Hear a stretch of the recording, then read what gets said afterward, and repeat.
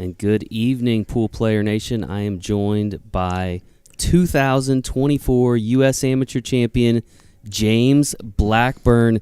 James, got a nice ring to it, doesn't it? It does. It does. Yeah. How you feeling, buddy? Pretty good, man. Obviously tired. It was a rough match, but I grinded through it. Yeah, it was a little bit of a marathon match there. Hill. Just talk to me a little bit about the match. I mean, you were down at 1.62 after the 8-ball set. You know, you hung in there. You scratched back. You tied it up. You took the lead. Then you went down again. You know, just walk me through the match a little bit.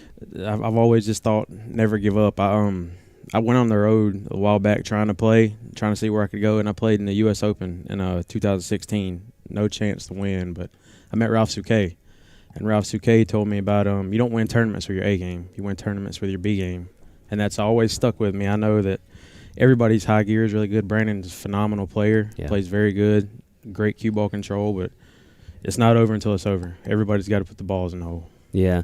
So it came down to that last rack at 10-10. You had the break.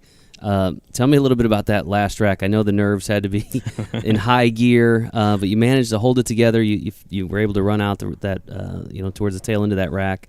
What was that last rack specifically like for you? Oh, we're forgetting the ball. I butchered it first. I figured I'd let you bring that up. Yeah.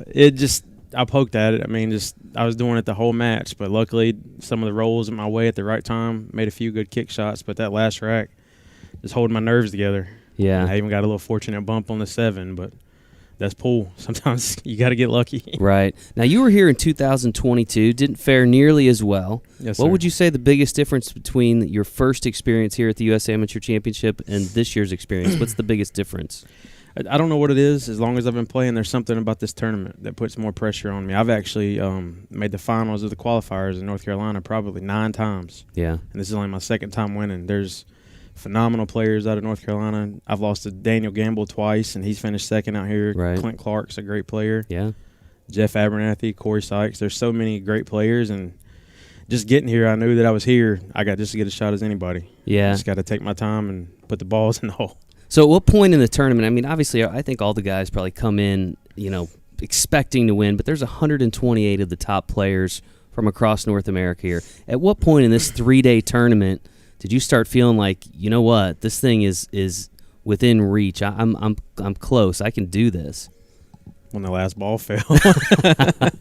No, today was a grind, brutal. I played Brandon first thing this morning. It was another long match, and he beat me pretty bad. And then I played Chris Bruner, another phenomenal player, and I was able to get through that match and kind of caught a little bit of a stride. And then played Sam Gilmore, who's another great player. Right. Yeah, we saw him earlier today. Yeah. He looked great. They're all great players, and I knew that I can play too. I mean, the Magic Rack obviously helps. It takes a little bit of the guesswork out of the break. Yeah. But I've wanted this for so long. I knew that I just couldn't give up. Being this close, I couldn't give up. What were you able to learn in that first matchup with Brandon? Were you able to learn anything that you were able to use in this championship match? I would say don't miss, but I didn't do a good job of that. He's a tough opponent, no doubt. Just try to minimize mistakes. I didn't do as good of a job as I would liked, but I mean I did get out in some of the crucial outs when I had to. There's 2 big 9 balls that I made that kind of kept me in it. There's one when I had to put the cue ball in the bottom corner, made a long spot shot almost, and then that 9 ball to get hill actually. I might have closed my eyes to shoot it, but I got it in. Nice. Well, you're taking home this massive trophy. It's more work of art than trophy probably.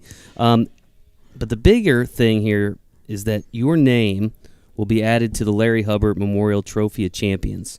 So from here on out, wherever you go, whatever you do, you will be known as a U.S. Amateur Champion. What does that feel like to kind of be immortalized in some ways within the pool world? I mean, validation is really it. I've been playing since I was 16. I actually got into it, and it's one thing that my dad kind of pushed me towards.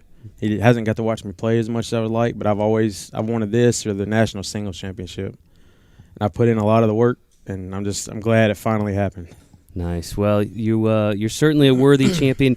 Anybody back home in Reidsville, North Carolina, or the surrounding area you want to give a shout out to, say hello to, that couldn't be here to watch you take home this huge trophy? My wife, Shannon, she's at work right now. Like I said, she's watching.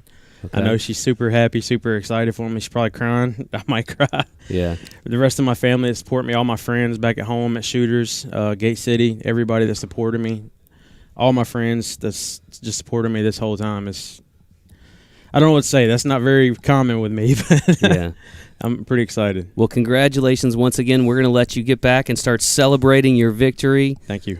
Congratulations once again, folks. Appreciate y'all tuning in. Hopefully you guys enjoyed our coverage of this year's U.S. Amateur Championship, and we will see you again in the near future.